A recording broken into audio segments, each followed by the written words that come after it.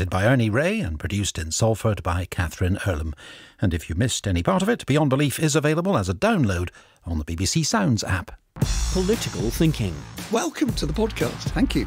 Real conversations, free from spin. If you're good at office politics, you get to run the country. Well, give us the tips then.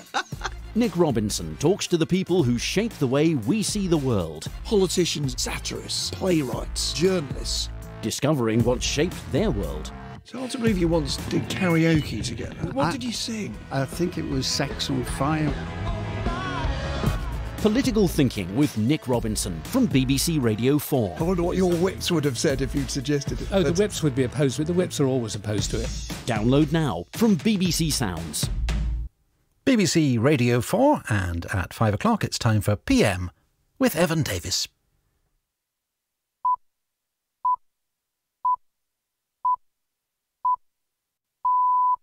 Hello, Brexit is 102 days away, but we're now told Parliament won't get to vote on the deal for at least another 28 days, leaving 74 days to Brexit to find a plan B if the deal's voted down. That's why the Prime Minister got an excoriating reaction this afternoon for not letting MPs get on with it. She's not allowing debate. Can I ask the Prime Minister to get on with it? We are now hemorrhaging support and investment on a daily basis, and it's getting worse. Let us have that meaningful vote this week. Well, the Prime Minister's still on her feet in the House of Commons defending herself. We'll hear from Health Secretary Matt Hancock and look at the different positions being taken in her cabinet. Also on PM, Germany offers compensation to those who fled the Nazis on the Kindertransport. Is talcum powder the next familiar product to worry about? And are you fed up with being asked to give feedback or reviews to everything you consume? And there are 4 buttons here. There's a very happy green face, there's a slightly less happy green face, there's a slightly unhappy kind of pinky reddy face, and there's a very unhappy looking red face. I just had a look, it was really clean, so I'm going to push the happy green man. What about you? Or happy green and the woman? ladies were spotless, so I'm going to do the same. We examine the rise of ratings. With the BBC News throughout the hour, Chris Aldridge. Theresa May has used a Commons statement to announce that she plans to hold a delayed vote on her Brexit deal in mid-January. The vote was postponed last week in the face of deep opposition from within the Conservative Party. The Labour leader, Jeremy Corbyn, told MPs there was no excuse for any more dither and delay. Our political correspondent, Jonathan Blake, watched the exchanges. Theresa May told MPs she knew many of them were deeply uncomfortable about the Northern Ireland backstop designed to avoid a hard border if a trade deal can't be done, and promised to seek further legal and political assurances from the EU. The Prime Minister announced Parliament would get to vote on her deal in the week of the 14th of January. Jeremy Corbyn accused her of leading the UK into a national crisis. He did not follow through with a threat to call a vote of no confidence in the Prime Minister if she did not allow MPs a vote before Christmas. MPs on all sides again criticised the delay in allowing Parliament to vote. Labour said Mrs May had been forced to bring what it called her botched deal back to Parliament. A 21-year-old man has been sentenced to life with a minimum term of 32 years after pleading guilty to murdering his former partner and her mother in Solihull in August. In the hours before her death, 22-year-old Raneem Auder had called police 3 times to say the man she'd married under Islamic law had threatened her. She was on the phone to emergency services when the knife attack began. After killing Miss Auder and her mother, Janbaz Tareen fled on foot, hiding for 3 days before he was captured. Noor Norris was the women's sister and aunt. They were running for their life. They expected the police to come because they have a court order. Police didn't turn up. They thought they lost him. They made their way home and he was waiting for them. He hunted them, and to just like to think how he hunted them and how he got them. The terrifying moments that they went through, it really hurts. A student who talked about carrying out a terror attack and posted al-Qaeda propaganda on a family WhatsApp group has been jailed for 3 years and 4 months. Sudey Shaman, who's 18 and from northwest London, was sentenced at the Old Bailey after he admitted possessing and distributing terrorist documents. Angus Crawford reports. Aman was traced after he posted a picture in a private messaging group of 2 guns and a knife lying on top of an Islamist flag. The caption underneath read, "Armed and ready." Police raided his home in northwest London where he lived with his family. His laptop was found to contain almost 10 terabytes of data, including more than 300,000 videos and images, which included manuals about combat techniques, knife fighting and bomb making. Officers trawled through his Skype messages and found he'd been sharing violent pro-Islamic State propaganda. Shares in a number of British clothes stores have tumbled after the online fashion retailer ASOS issued a profit warning. The group said there had been a significant deterioration in November trading. Analysts say the problems affecting ASOS suggest it's not just high street stores that are facing hard times. Anyone under the age of 18 next year has the chance to see the English National Opera for free. More than 5,000 free tickets are being offered for performances on Saturdays. The ENO said it hoped to make young audiences feel passionate, excited and even rowdy. Our arts correspondent David Sillitoe reports. The scheme will give young people a chance to see operas such as La Bohème, Akhenaten or The Magic Flute for free. More than 5,000 balcony tickets will be on offer over 11 Saturdays in 2019. Anyone under 16 will have to be accompanied by an adult, but a parent will be able to claim up to 4 free tickets. The ENO's mission is to create opera accessible to everyone, but it has in recent years had a turbulent history. This offer of free opera to under-18s is described by the Chief Executive, Stuart Murphy, as a seismic leap forward in accessibility. David Sillitoe reporting. Thanks, Chris. Well, the Prime Minister faces a stark choice: to stick to promoting her deal or to pivot to a different plan. Today, she used a statement to the Commons to stick. I make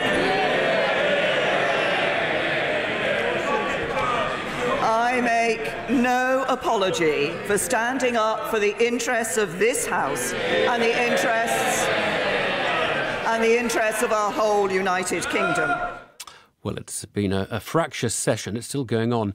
The vote, the meaningful one, will take place. It'll be the 3rd week of January, the 14th, or just after.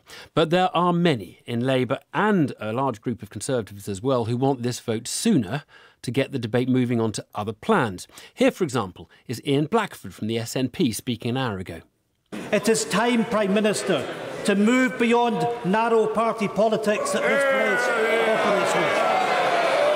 It is time to operate in the interests of all our nations. I ask the Prime Minister to bring forward the meaningful vote on her deal before the Christmas recess. There is no reason to delay. Let us have that meaningful vote this week. Well, here's Conservative MP Nicky Morgan. I honestly do not think that businesses and employers and our constituents will understand why this House is going on holiday for 2 weeks when we should be having the meaningful vote this week. And just to show you how it all adds up, here's Justine Greening, a Tory supporter of a second referendum. This is a constitutional crisis because this House is not being allowed to express its will on behalf of our communities who around the country are telling us that they reject this deal. That is why MPs want to be able to vote against it. But as the Prime Minister doesn't really like any other plans than her own, she sees no reason to hold the vote sooner so that MPs can discuss other things. She certainly doesn't like a second referendum. Let us not break faith with the British people by trying to stage another referendum. Another vote which would do irreparable damage to the integrity of our politics. Well, Plan Bs are being discussed, and not just among backbenchers. Members of the Cabinet have been straying into that terrain, and as the Cabinet meets tomorrow, there'll be plenty for them to talk about. All very publicly loyal to her and her deal, they do seem willing to opine on how things might just evolve if the deal falls. There are different factions. There are those who think she's right to stick to her guns, those that think maybe a second referendum is becoming necessary, those who think no-deal Brexit is the best remaining option, and those who think it's getting messy, so Parliament should have a bunch of what they call indicative votes on these options to start sifting through the different opinions. Well, you can think of Referendum, the deal and no deal as the three main options in Parliament, A, B and C. The PM want B, knowing a lot of MPs want A. So if she can threaten C, maybe they'll vote for B. Not sure that really makes it any clearer, but I suppose the suspicion is the Prime Minister is wasting time trying to wait it out and using the threat of no deal to get people who don't want no deal to vote for her deal. A little earlier today, I spoke to Matt Hancock, the Secretary of State for Health and Social Care, who defended the Prime Minister's approach.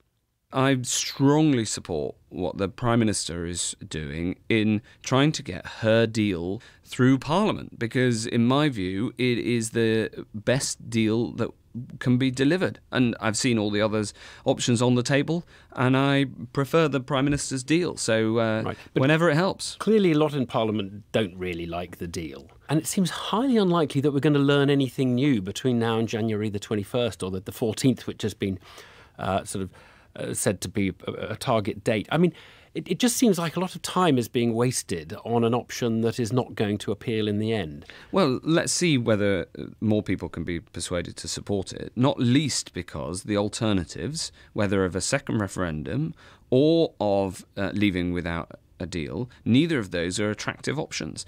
And I think the more people think about that, the more likely they may be to support something that on the face of it they don't like the whole of, but in my view is so clearly the best way forward for the country, because it delivers on the vote and doesn't have us disregarding the referendum result, which I think would be a very serious error, and at the same time doesn't lead us to leaving with no deal at all, but which would be an error too. You wouldn't serve in a government, would you, that would take us towards the brink of no deal in order to get Parliament faced with almost no choice whatsoever as the clock sort of counts, to forcing Parliament to take the deal because it's that or oblivion? I mean, that would not be for you, would it? Well, I support the deal, and I'll vote for the deal whenever it's put. But I also worry that we may end up at no deal. That isn't my preferred outcome, but it is where we will get to if Parliament doesn't pass anything in between. Well, a lot of your colleagues, cabinet colleagues, are voicing rather tentative ideas around what might happen, what plan B might happen when the meaningful vote is lost, of which the one which I would have thought you would probably be supporting, given your past background on this, would be that Parliament should get a number of votes, allow itself to kind of explore different options, and so that Parliament can see where the gravity of opinion is. Does that make sense, do you think? Well, I can see the logic of those who've made the case for that. But my absolute primary objective is to support the Prime Minister in getting this deal through because it's the best deal for the country, and then support my department, my duties as Secretary of State, and to make sure that we're ready for all potential options, of which the one that obviously requires the most planning and work is for no deal, so that we're ready for anything. You are reported to have told cabinet colleagues you couldn't guarantee that lives wouldn't be lost in the event of no deal. This is just a few weeks ago. Could you say to the British public that no lives will be lost in the event of no deal? Well, that wasn't quite what I said. What did you say? What is the case is that if everybody does what they need to do, and at the moment that is what's happening, everybody's doing what they need to do, then we will be able to ensure that there's an unhindered supply of medicines, medical devices, and the things that the NHS needs under any eventuality. For the health system to work, for the NHS to work, there's a whole load of other organisations which need to play their part, not least the pharmaceutical companies, the manufacturers of medical devices. There's just under 1,000 companies who we're in very regular contact with, who need to ensure that there are that there's supplies in place, so that the supplies that go into hospitals can be delivered, and that is all happening. But can I ask what you did say to the Cabinet? If it wasn't that you can't guarantee people won't die, I mean, you're not guaranteeing today that people won't die. I mean, you can't guarantee that because you're relying on 1,000 companies to get everything right, and probably a handful of those at the minimum are not going to get everything right. So you can't guarantee it. What did you say to your Cabinet colleagues? Well, the thing is that the word guarantee is very strong because it's absolute. In health, we have to prepare for all sorts of contingencies that you don't want to happen. And in those scenarios, then you don't use the words like guarantee. You say you're doing everything that you can, and we will be able to ensure we're confident that we can deliver the unhindered flow of medicines and medical devices that people need. Quick last one. Do we have what you might call normally functioning cabinet government at the moment? Because I observe that it's just feels like it's breaking down at the edges. That everybody says what you say. Everybody says support the deal. Isn't she great, Prime Minister? Blah blah blah. And it's not then blah, blah, blah. They start on the Plan Bs. So the debate is really spilling out into the public, isn't it?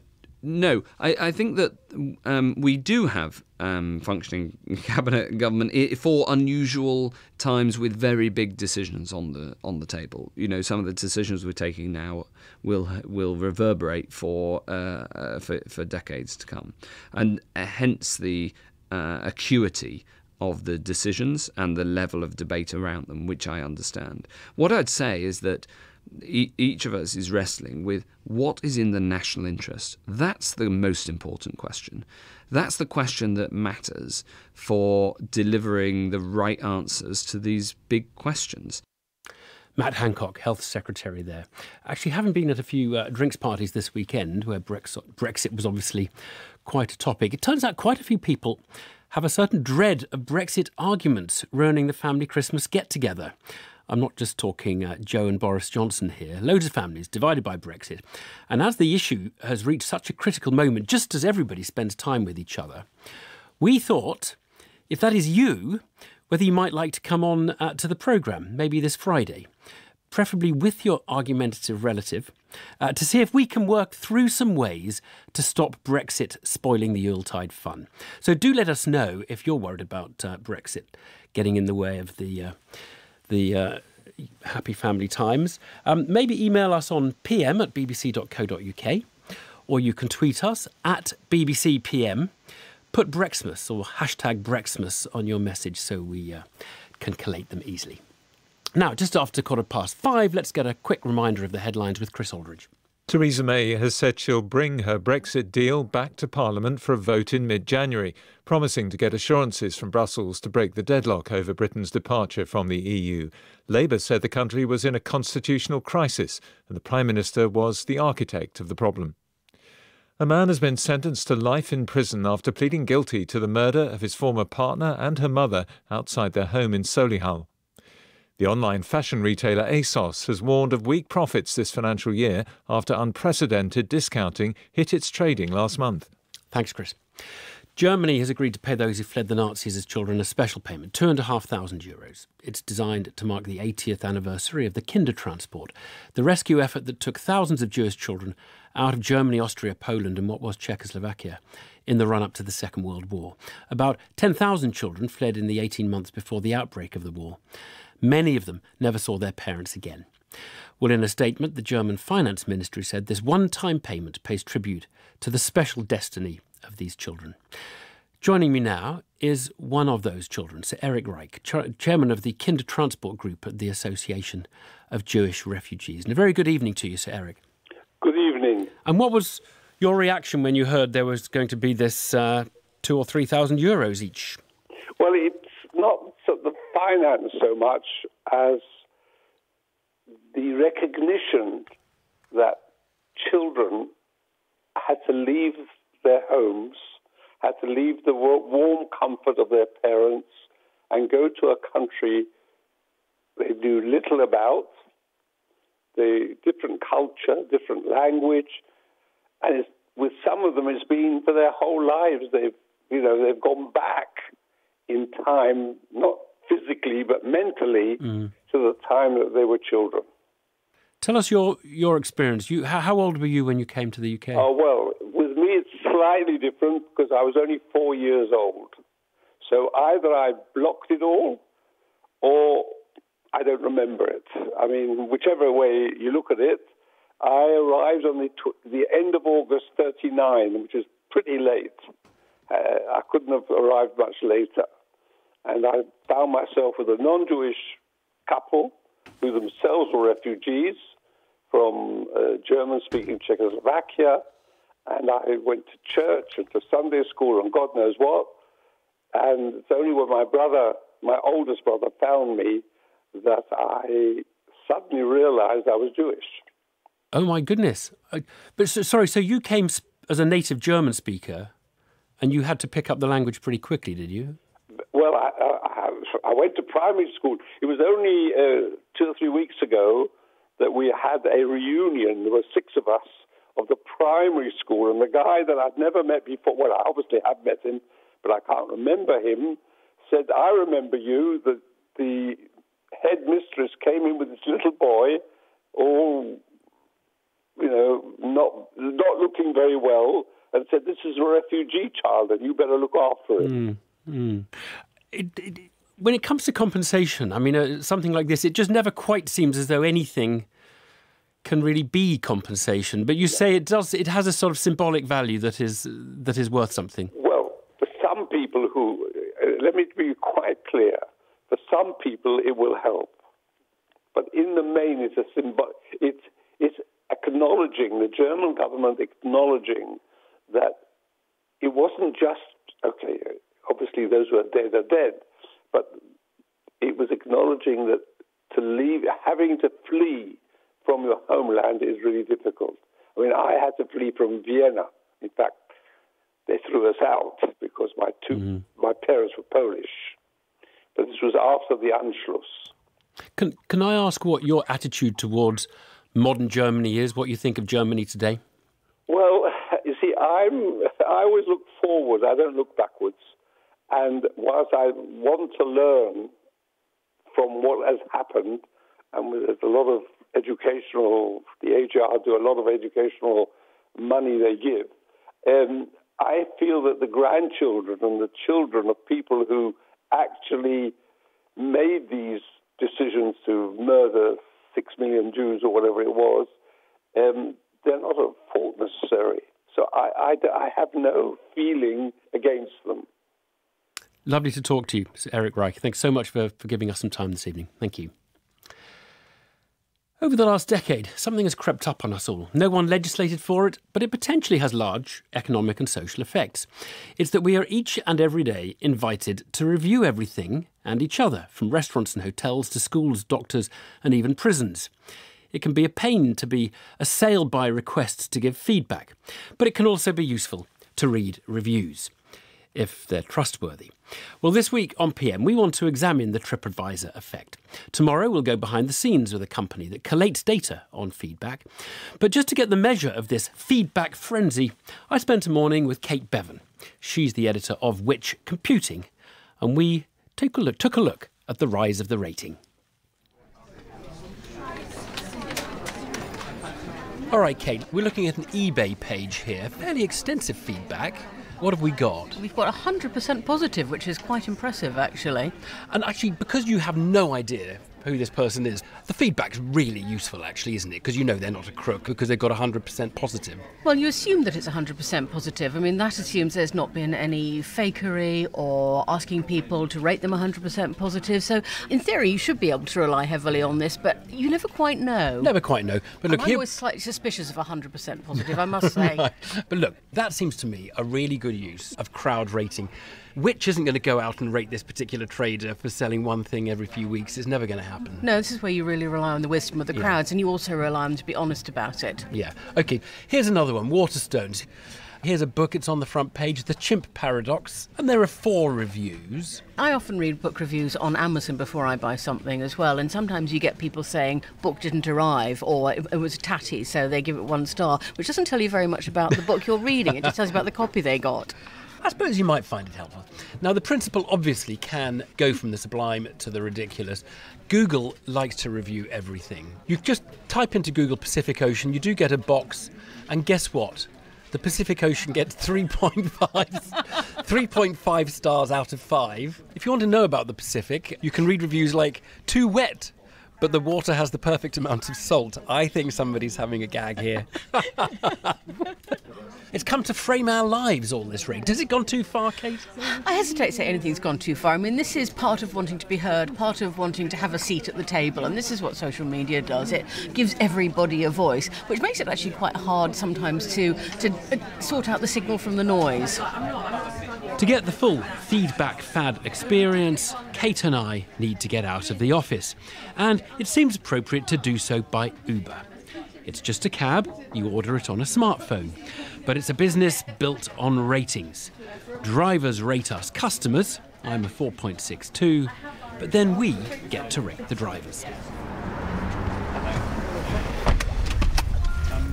My rating is, for me, is important, because if I have high rating, I get more customers. They look at the driver rating, how many trip he did.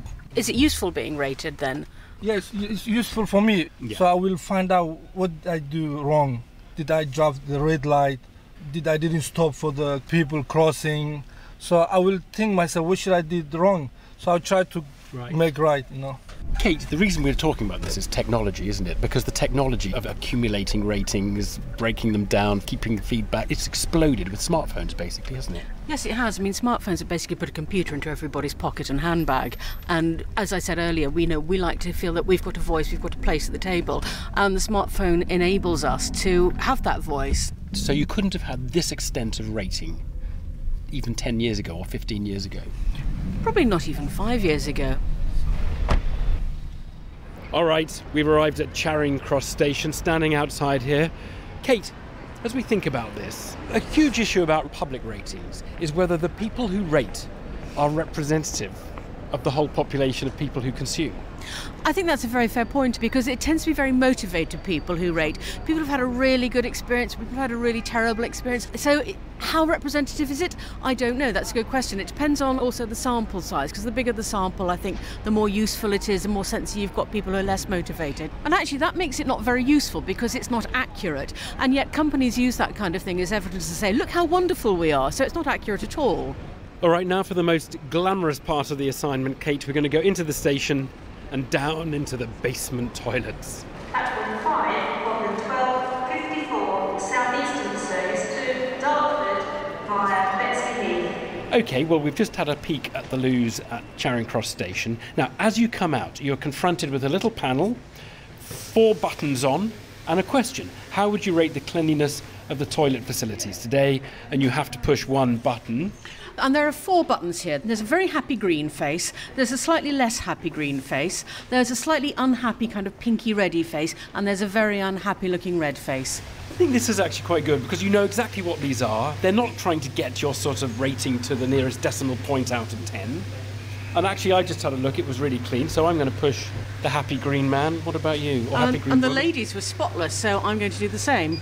So you find these at security at airports, motorway service areas, and I think that probably does give them some guidance over time as to what the kind of pattern of consumer feeling is. It would be interesting to see, though, what the rating is through the day. I wonder why they don't show it to people, because I would like to know, is it always as spotless? Because there was somebody cleaning in the ladies when I went in there just now. Is it always that good?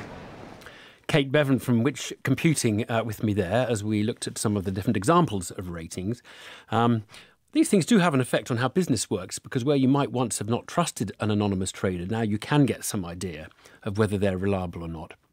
But it all matters to whether the data is used and is useful. And so tomorrow we'll be visiting Trustpilot, one of the big online rating platforms. You might want to let us know examples where you've been asked for feedback on something that you didn't really feel equipped to comment on. But we had a nice one from Michael Crawford, who says, our granddaughters asked us to rate the Christmas card they'd sent us.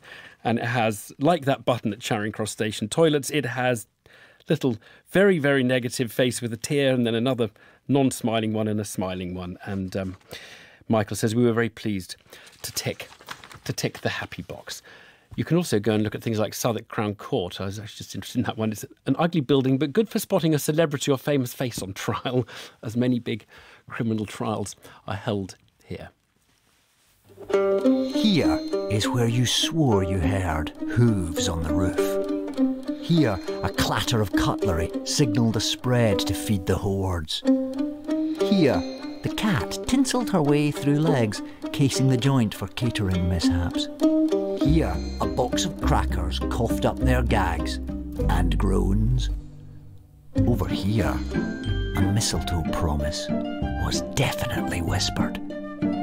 Here, the gutsy snowman stood his ground, a silent, solitary activist. Here, you hugged someone who wouldn't be here next year. And here is a toast to what's lost and what's here. BBC Radio 4. Christmas is here.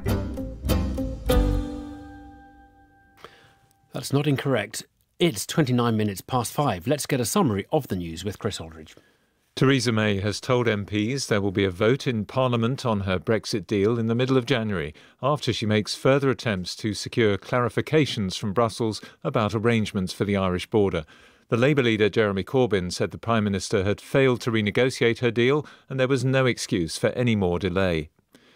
A man has been jailed for a minimum of 32 years for murdering his former partner and her mother outside their home in Solihull in the West Midlands. 22-year-old Raneem Audair had dumped Janbaz Tareen in the weeks before the attack after discovering he had a wife and children in Afghanistan. A student who talked about carrying out a terror attack and posted al-Qaeda propaganda on a family WhatsApp group has been jailed for more than 3 years. Sudesh Shaman, who's 18 and from Harrow in North London, was sentenced at the Old Bailey after he admitted possessing and distributing terrorist documents. The online fashion store ASOS has issued an unexpected profit warning following disappointing November sales. Shares in the company fell sharply as a result. Other retailers have also seen their stock decline due to fears of weak consumer confidence. Student loans in England are to be reclassified as government spending, adding £12 billion to the budget deficit. Until now, money lent to students for tuition fees and living costs that isn't repaid hasn't shown up as a negative in the public finances. 2 reports have concluded that tens of millions of American voters were exposed to Russian propaganda on social media designed to help Donald Trump win the 2016 presidential election. The studies for the US Senate were carried out by academics in the US and Britain using data supplied by technology firms. Malaysia has filed criminal charges against the investment bank Goldman Sachs in connection with the theft of billions of dollars from a state fund. The New York-based bank denies wrongdoing. And now the currency and stock markets. In London, the 100-share index closed down 72 points at 6,773. Short while ago in New York, the Dow Jones was down 32 points at 24,069. Against the dollar, the pound is trading at $1.26. Against the euro, it's at €1.11, making the euro worth 90 pence. Thanks, Chris. So, fractious proceedings in the Commons this afternoon as the Prime Minister told MPs they wouldn't vote on the Brexit deal until mid-January. Now, quite a few members seem to be, and some indeed in the Cabinet, seem to be quite keen on the idea of MPs being given a series of so-called indicative votes. These are meant to flush out Parliament's views on a range of options, which could include different models of Brexit. MP Nicholas Soames raised the question with the Prime Minister this afternoon.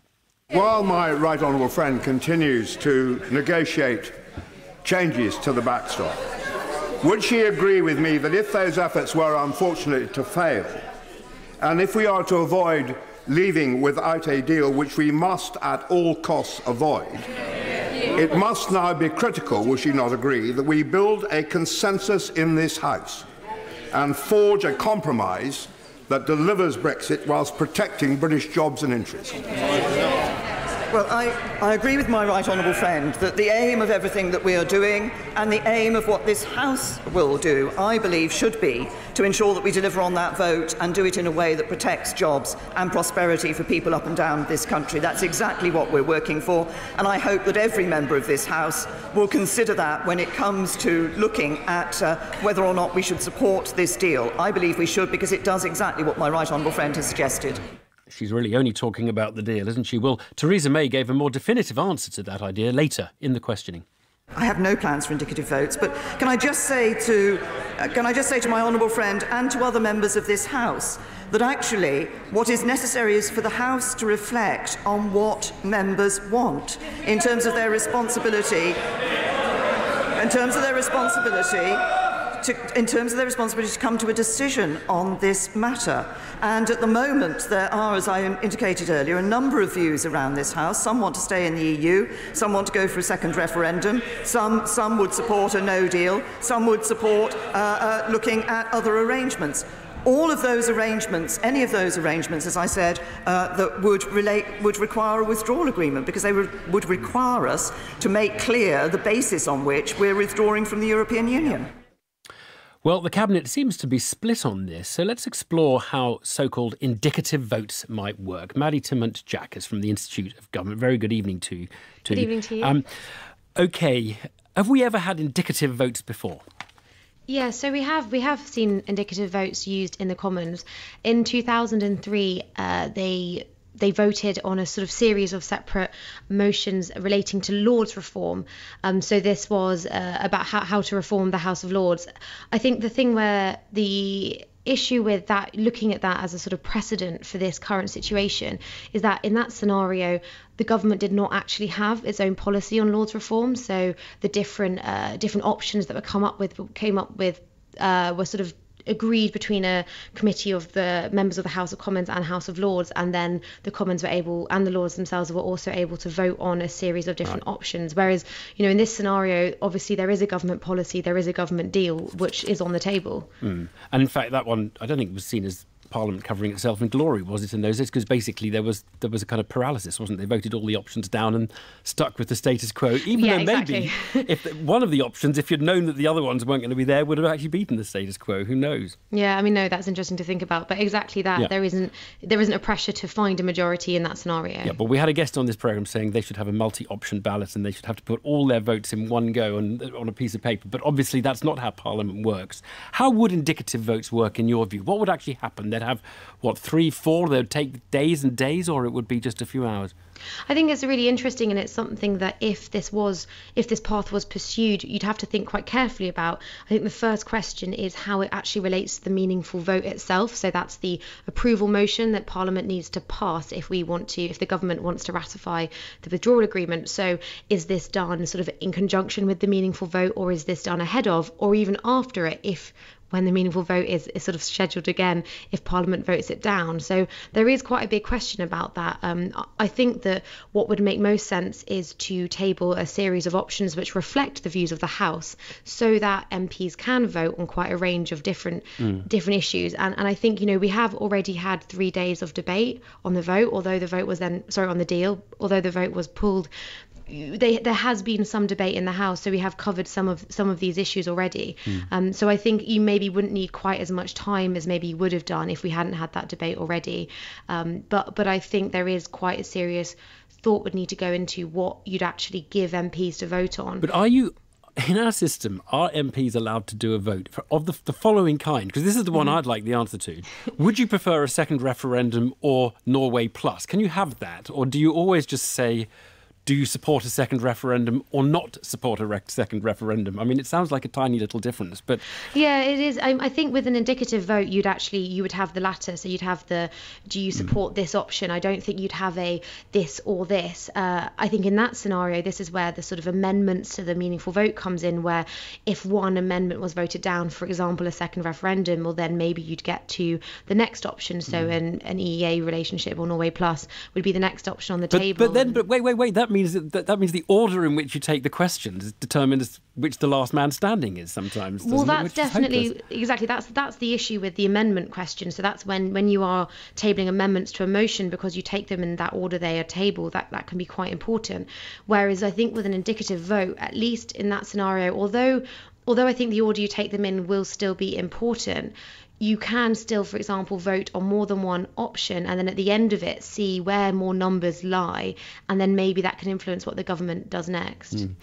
In a way, one of the things that seems to have broken down is the party structure on this, because one feels there may be people in the Labour Party who would support some kind of modified deal or a deal with a different political declaration, but are holding out because it's not their party's view and they're sticking by their party. Is it... Would in your view, would this all work much better if you just said, look, all of these free votes, if Theresa May said we're not going to tell Tory MPs how to vote, and we'll hope that Labour won't tell their MPs how to vote? I think that would be quite an interesting way to go, and I think that's what happened in 1971, and that's sort of how that vote was managed in terms of joining the EU. But And I think particularly if we are, still talking about the indicative voting system, I think a free vote is what makes most sense. Because if you are introducing this series of motions, it's because the government wants to figure out, or Parliament wants to figure out, where majorities lie, because that's the thing that we don't know at the moment. So if you didn't have a free vote, I think that would be quite challenging. And particularly if you're voting on a series of options rather than just on the government's option, it actually makes sense to allow MPs to express their view so that the government can then use that going forward to figure out what the next steps should be. Maddie Timont-Jack from Institute for Government, thank you very much for talking through this sort of important process issue. Really, it's not we don't normally go there on these kinds of programmes, but it can really matter. Thank you very much indeed. Now, dads can feel left out of pregnancy and parenting, according to a new report from the Centre for Social Justice. 7 out of 10 new fathers said they thought fathers were made to feel like a spare part during the pregnancy period. The report says fathers are increasingly being written out of everyday language, being referred to through vague, generic terms such as birthing partner. Well, it's a Conservative think tank, but David Lammy, the Labour MP, wrote the foreword, keen on promoting the role of fathers in parenting. Now, let's debate this. John Adams is a stay-at-home dad of 2, a fatherhood blogger. Adrian Burgess is head of research at the Fatherhood Institute and author of a report called Who's the Bloke in the Room.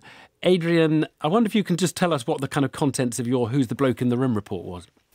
Yes, we looked at fathers in the antenatal period and through to the birth, including the birth, and how services interacted with them and what their aspirations were and all those sort of things. And we found that the vast majority of fathers are actually attending the hospital for an ordinary antenatal appointment with their partner, when she has her bloods taken and so on, as well as, of course, being almost all at the birth and at the scans. And yet they're never invited in. Very many of them are never directly spoken to. They're not drawn into the mother's care. It's a real missed opportunity. And they're not assessed. So we don't know when they're ill or when they've got mental health issues or whether they're smokers. For example, if a mother's a smoker, the strongest impact on her smoking behaviour is her partner smoking. Yet nobody charts whether the fathers are smokers too. Oh, that's an interesting one. John Adams, let's just bring John in on that. I mean, John, how did you feel as a parent of, when your partner was pregnant? Good evening. I had mixed experiences. For instance, when I went to see the sonographer before both of my daughters were born, I found I was completely ignored there. During the actual sort of birth, on both births, actually, I couldn't actually say a bad word about any of the staff I came in on the day itself, you mean? On the... Precisely, which I think is a very good point, because after my wife's second birth, she was re-hospitalised, and she was spent about a week in hospital, and I spent most days with her. And during that period, my word, I mean, I have to say, I noticed hugely how the whole sort of maternity set up, not intentionally, I don't think. I mean, I don't think there's any malice there, but it does definitely treats fathers as second-class citizens, I think. Yeah, I mean, in fairness, John, it is the mother who's doing most of the work on the day, isn't it, really, I suppose? It is the mother who's doing most of the work on the day. As I say, I spent the best part of a week with my wife on the maternity ward. There was no lavatory on the ward for men to use, so you had to leave the ward every time you did and get buzzed back in.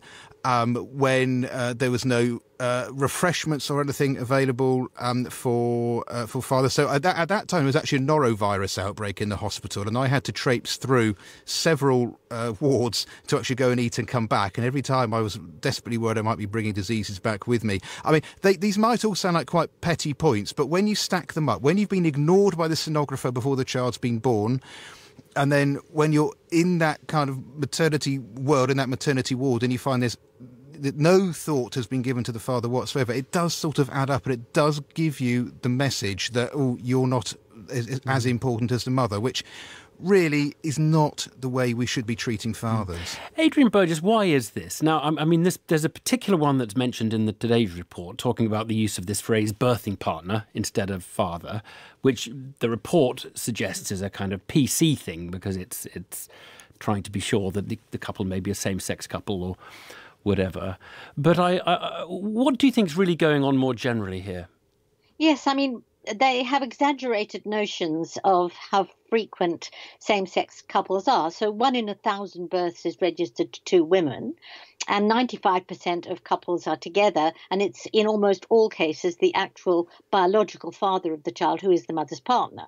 Now, the father or the mother's partner, in a lesbian couple, the other parent, these people are parents or parents-to-be, as well as support people for the mother. And it's that parenting role that is ignored, and that's not helpful. And they're also actually ignored as support people for the mother. They're not drawn in to her care, and that is missing a trick for the NHS. In your case, John, do you think it had long-term effects? I mean, it might psychologically give you a sense of where you are in the spectrum of things, but, you're a stay-at-home dad now, you write about fatherhood. It obviously didn't do any long-term harm, I suppose. No, I mean, I think I would. I'd have no problem with admitting on live radio that I'm an awkward individual. It didn't impact on me. I mean, I've always felt very kind of paternal, so I was always going to be very involved in my children, I would like to think. So it didn't. I mean, I suppose I'd also say that I'm a reasonably confident person. I think if you've got a particularly young father or an individual who doesn't have a huge amount of life experience or a huge amount of experience within the healthcare sector or whatever, or using health services rather, I can appreciate that they would take the message that maybe they weren't as important as mother. And I think Adrian has just made a very good point there. She's made it a couple of times, actually, that fathers are not drawn in to the mother's care. And I think that there's a point here that certainly when my kids were younger and I was writing on my blog about breastfeeding and that type of thing, the point I heard time and again from breastfeeding specialists was that one of the keys to breastfeeding success is actually having a supportive partner. And yet, I can't really say that I heard much discussion about that at all. That's my experience as a man. John Adams, Adrian Burgess, thanks both very much indeed. Let's get a quick update on the headlines with Chris Aldridge. Theresa May has announced that the meaningful vote on her Brexit deal will be held in mid-January, but she faced criticism from some senior backbenchers who said MPs shouldn't be going on holiday for 2 weeks while the issue was still unresolved. A man has been jailed for life with a minimum term of 32 years for stabbing to death his former partner and her mother in Solihull. The judge at Birmingham Crown Court told Janbaz Tareen that his crimes had devastated the victim's family. Billions of pounds has been wiped off retail shares after the online fashion giant ASOS issued a profit warning. Chris, thanks. Talcum powder may seem like a most gentle product, but worries about its safety have been given prominence during a legal case in the United States against Johnson & Johnson, one of the big manufacturers of the product. Now, in that case, the issue of potential contamination with asbestos has arisen. The company stands accused of covering up the danger.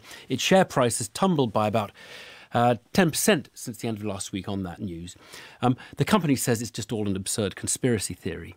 But what is the link between talcum powder and cancer, with or without asbestos contamination? Mia de Graaf is the health editor for the Mail Online in the United States. She's here with us in the studio, though. Very good evening to you. Good evening. Had you heard about talc as a potential dangerous thing until this? Because I hadn't registered it at all. So the thing is, it's not a wild idea for talcum powder to be infected with asbestos, because they are both mined from the same type of rock. They're both mined from metaformin rock. So they very naturally occur together. The thing is, talc on its own without asbestos is completely safe. It is definitely safe without. It is definitely safe without asbestos. The thing is that asbestos is made up of 6 minerals. Even without that component of the 6 minerals, there are those minerals alone can be safe on their own. But it's the combination, which is asbestiform, which is known a recognised carcinogen. It's difficult because you can split hairs, and that's where this all gets a bit murky. The EPA, the Environmental Protection Agency, they do not split hairs. They say, if those minerals occur, they do see very many of those forms as being carcinogens. Right. Whereas but you can break my understanding is it's not encouraged for babies anymore. Is that right? You don't take it near babies? Well, I mean, the American Cancer Society very recently changed their website to reflect. It was after Reuters actually got in touch. They'd said, talcum powder has never contained asbestos. They now say that talcum powder should not contain asbestos. So the message is changing, but it's unclear how far the message has spread. So also, I gather, just again out of reading about this case, that they might put small amounts of talcum powder, or once did, on condoms, and then they thought that this is not a very good idea because, that's a very intimate completely item, and you don't want to have talcum powder on anything like that at all. Completely. I mean, the thing is, if talcum powder does contain asbestos in any form, the World Health Organization says that there is no safe level of asbestos. So even if there's a tiny amount of it, if it gets into your airwaves, for example, that can enter your membranes, go down through your abdominal tract, go into your ovarian tissue. No matter where it's entering you, that's going to be dangerous. So it's whether or not it does contain it. So it's all about the asbestos, so it's not about the talcum. It's not about the talcum. It's not just about little bits of powder. It's not about little bits of powder. It really is about the asbestos. And Johnson & Johnson have always maintained that that they've tested it. They claim that, quote, the best ever test, thousands of tests. But the issue is that Reuters have allegedly uncovered documentation showing that they have evidence that Johnson & Johnson knew there'd been internal discussions about this. That sometimes there were small traces of asbestos. So, Is there a good alternative to talcum powder that isn't talcum powder? Well, the point of talcum powder is that it absorbs moisture. So, if you're using it for eczema, for example, for a baby, then, there are various types of creams that you can use, or moisturizers or oils. Surely if you do have talcum powder that is safe, it should be safe. And that's where the problem is. Johnson & Johnson is unlikely to stop producing talcum powder because it is part of their image. It's only a small amount of their business. It's about $420 million of their $7.65 billion industry, but it's part of their image as a caring company. So they're not going to stop producing it. We just hope that, the tests are better, I suppose. This is clean. Mia de Graaf, thanks for talking us through it. Thanks. No problem. Like it or not, the idea of another Brexit referendum appears to be in play. Enough MPs think it's a useful last resort to dealing with the gridlock that it can no longer be ruled out. But for many, it would not just be wrong to vote again, it would be an outrage. Several Brexiteer commentators have suggested they would personally boycott such a vote in order to deny it any legitimacy. One of those is Daniel Hannan, Conservative MEP for South East England.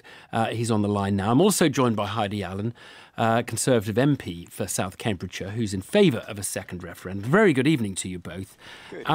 So, Daniel Hannan, if it did come to a second referendum, you would just say, I'm not going to take part, it's all a charade. Well, I think that would be the only option. I mean, think about it. We were promised before the first referendum by the government, by the Remain campaign, in the clearest possible language that this was it, there'd never be another go. In fact, the people who made that promise most aggressively, funnily enough, were Nick Clegg and John Major and Paddy Ashdown. I'll never forgive people, even if it's a majority of one. And Nick Clegg saying there'd be people fighting on like those Japanese soldiers on Pacific Islands. So if those same people then turn around, having made all of those promises, and say, actually, we want another go. I mean, well, best of three, best of five. Suppose it was a little different. Like sorry to interrupt, but suppose it was a little different. Suppose it was specifically the deal versus Remain versus no deal. So you were actually looking at specific options now rather than abstract options. That is different, isn't it? Well, but that makes it even worse. So I've said, in principle, I don't think we should play the game of legitimizing what would be plainly a bogus referendum put forward in defiance of all the arguments. But if you're then talking about a question that was deliberately loaded, which is what dividing the Leave vote would mean, or worse still, putting a choice between Theresa May's deal, which most Eurosceptics regard as worse than Remain, or Remain, so that effectively there's no Leave option on the ballot paper, then that's an extra reason not to legitimize the process with our votes. Let's put that to Heidi Allen. I wonder, Heidi Allen, whether you could see a scenario in which Brexiteers could, if you like, undermine a second referendum by just saying, well, we're not playing that game. Possibly, but hey, guess what? This is about the future economy of our country. It's not a game.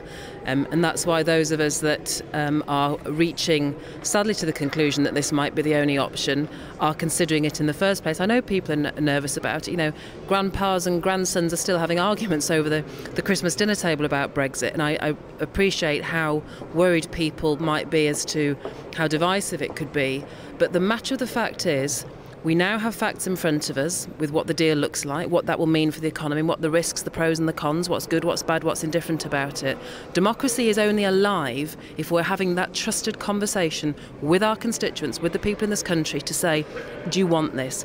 Democracy didn't end on one day in 2016. Just talk me through how you would react if the turnout, suppose, was quite low, and some suspicion was that maybe a small number of Brexiteers had decided to boycott the vote, and it was a somewhat indecisive result. Would that matter if the Daniel Hannans and Charles Moore say we're not going to vote? I think it would be a real shame because, democracy is for everybody. It's not just for those on any particular day. But whatever the result would be, even if it stayed as it was and people do accept, we like the sound of this deal, we're going to take it, then that's absolutely fine. So, I don't hold the argument about best of three, best of four. The point is, people would be voting on the known rather than promises and the unknown, and that's the critical thing that I think the public have the absolute right to have a say on. Dan Hannan.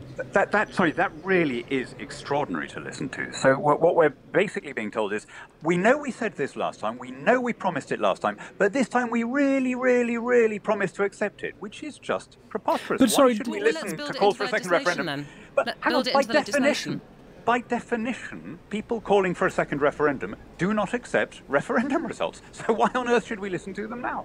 But Daniel Hannan, you have to admit that Brexit hasn't turned out as it was sold, right? I mean, so the public they may not have, but they might have believed what they were told. And so it might be reasonable to check with them, because they were told it would be easy to get a deal, and you're advocating now a no-deal Brexit, which is a long, long way from what was sold at the time. And the main reason why it's proved difficult is because the European Union has never really been convinced that it's going to happen, precisely because they keep being told by British Remainers that if they hang tough and maintain the line, then they will manoeuvre until we get a second referendum. This is an extraordinary thing, because what it would mean, if it went ahead, is that Britain, which exported parliamentary democracy to the world, would be exposed as an oligarchy, and a country that had been an inspiration to many as a cause and defender of freedom would have been face down in its bid to recover its own independence. And that, I think, would be a humiliation in the eyes of the world from which we wouldn't recover for decades. I think it would be the absolute perfect opposite of that. I think it would be the most phenomenal display of democracy that this country would be trailblazing, that's saying we talk regularly to people, we trust them, we give them the information, we allow them to make their own decisions, rather than just cracking on and doing what we think, even if we think it's economically suicidal. That would be the biggest possible boost for democracy in this country, and I'd be proud to export it around the world. And Heidi Allen, just to be 100% clear, you would never support revoking the referendum result, revoking Article 50, actually to kind of cancel Brexit without another referendum, because the people voted for it. They would have to be the ones who change their mind. I don't know. In dark, really troubled moments, I have thought, goodness me, maybe if I was Prime Minister, would I just, put my head above the parapet and say, enough now, this isn't good enough. I can't have this in my name. And when I have bold moments like that, I've probably got a glass of wine in my hand. But honestly and truthfully, I think you would need to ask the British people, because this is about involving them in the decision making. Can I just get you both to comment on news that's just come in? It's that Jeremy Corbyn's just told the House of Commons that he intends to table a motion of no confidence in the Prime Minister, not in the government, in the Prime Minister, making it personal. Daniel Hannan, would you vote for that motion if you were an MP? Motion of no confidence in the Prime Minister? I think I'm afraid that moment has passed. I would have opted for a different policy, and I think that would have required a different person who wouldn't have made it all about border control, who'd have gone for a more Swiss-style solution. But I think the moment for that has passed now. So you would vote against Jeremy Corbyn's motion if you were an MP? You would? Yes, and I suspect most, if not all, Conservatives will. Well, Heidi Allen, you can give us the answer to how you would vote, because you're one, I think, who wants the meaningful vote brought forward so Parliament can get on with other things. Yeah, because we're just wasting time, and it's desperate. I think it was Luciana Berger in the debate this afternoon remind us that I think 34 days now further will pass before we have that vote. I mean, this is serious stuff. And how would you vote in that no confidence in the Prime Minister vote? Oh, I would totally vote against that. That's not a question at all. I supported the Prime Minister last week, and I would do it again. Can I ask, obviously I've missed that bit of news, being standing here with the headphones on, because he's changed his mind a few times on this. When has Jeremy Corbyn said he's going to do this? I know, I've just seen it's just flashed up on the wires. Okay. It's just flashed up. He's just said it in the comments. And give it half an hour, change his mind. So, but in a word, you have confidence in the Prime Minister for those purposes. I think for those purposes, yes, I think she is still, despite, I don't agree with the deal, but I think she's doing the very best that any Prime Minister could. Heidi Allen, Daniel Hannan, thank you both very much indeed. Let's get the weather. Stav Danaus is here. Stav. Thanks very much, Owen. Good evening to you. Well, it was a lovely day for many of us, particularly central and eastern areas, with a lot of sunshine, but it's all changed out west. We've got a next area of low pressure making inroads now. It's bringing wetter and windier weather initially to Northern Ireland, then to western Scotland, and then western parts of England and Wales as we head through the course of the night. Now, some of the rain will pep up to be quite heavy across the west, and wind gusts 40 to maybe 60 miles an hour, so gale force winds in the west. Further east, under a fine end to the day with clear skies, it will turn quite chilly initially under clear skies, but as the breeze picks up and the cloud, and those temperatures will begin to climb, and it will be mild in the west to start Tuesday, but fairly chilly in the east. Now, as we head on into tomorrow morning, it's going to be a very wet start, a bit of an atrocious morning commute for many parts of Scotland, Northern Ireland, Western Wales, Western England, a lot of standing water on the roads. Further east, it should start dry. The cloud, the wind and the rain will eventually reach all areas as we head on in towards the afternoon, but there'll be a clearance behind it for Western Scotland and Northern Ireland with the sunshine appearing there. And it's going to be a mild day, despite the wind and the rain, temperatures ranging from 10 to 12 Celsius. As we head on into Wednesday, it looks like it's going to be another fairly unsettled day thanks to an area of low pressure nearby. That'll bring southwesterly winds again, fairly mild direction, blustery showers, but there'll also be some sunshine around. In fact, as we trot on through the week, it looks like it's going to stay fairly mild across southern areas, with areas of low pressure moving in off the Atlantic. Thanks, Stav. Well, just to confirm, Labour leader Jeremy Corbyn has told the House of Commons he intends to table a motion of no confidence in the Prime Minister. That's it for today. The studio director was Jay Coburn. The editor was Louisa Lewis. Have a good evening.